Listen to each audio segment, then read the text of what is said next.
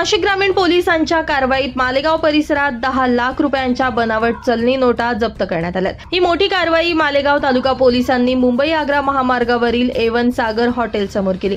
या प्रकरणात मध्य प्रदेशातील 2 आरोपींना अटक करण्यात आली असून बनावट नोटांचं आंतरराष्ट्रीय कनेक्शन असल्याचा संशय पोलिसांनी व्यक्त केला।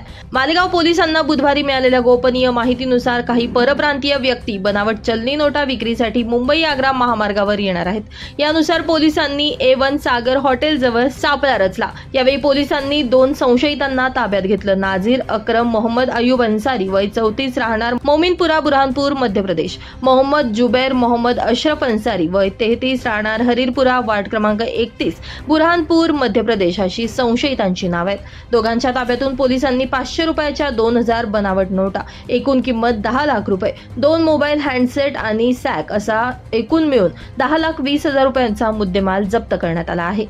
ताब्यात घेतलेल्या आरोपींपैकी मोहम्मद जुबैर अन्सारी हा मौलाना असून मदरशांमध्ये शिक्षण देण्याचं कार्य करतो अशी माहिती समोर येते। बनावट नोटांच्या मागे कोणतं नेटवर्क कार्यरत आहे आणि त्या कुठून आणल्या गेल्या आणि कुठे विक्रीसाठी नेल्या जात होत्या याचा तपास पोलिसांकडून केला जातोय। राज्यात निवडणुकांची चाहूल लागलेली असतानाच बनावट नोटांचा मोठा साठा जप्त झाल्यानं प्रशासनात मात्र एकच खळबळ उडाली आहे। पेट्रोलिंग करत असताना 2 संशयित इसम हे पेट्रोलिंग पार्टीला दिसले।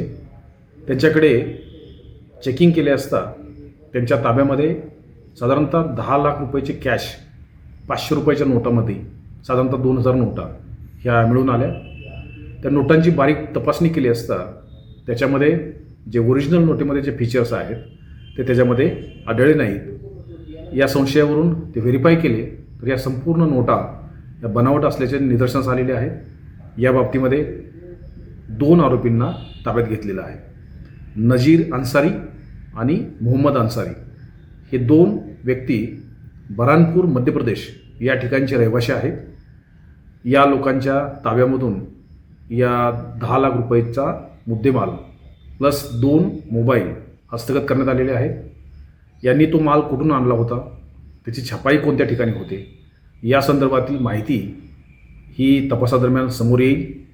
याबाबतचा गुन्हा मालेगाव तालुका पोलीस स्टेशन या ठिकाणी दाखल करण्यात आलेला आहे। मालेगाव तालुक्याचे प्रभारी अधिकारी प्रीतम चौधरी हे याचा तपास करत आहेत। साधारणतः हा मुद्देमाल हा मध्य प्रदेशपेक्षा इतर राज्यातून आलेला आहे अशी माहिती प्राथमिकदृष्ट्या मिळते आहे, परंतु याच्याबद्दलची सविस्तर माहिती ही तपासामध्ये समोर येईल। आता आरोपींना माननीय न्यायालयासमोर हजर केला असता त्यांना 8 दिवसाचा PCR मिळालेला आहे। सर, तपासादरम्यान काय समोर आलं आहे का त्यांनी कशासाठी इथे पैसे आणलेले होते, कोणाला देण्यासाठी आणले होते?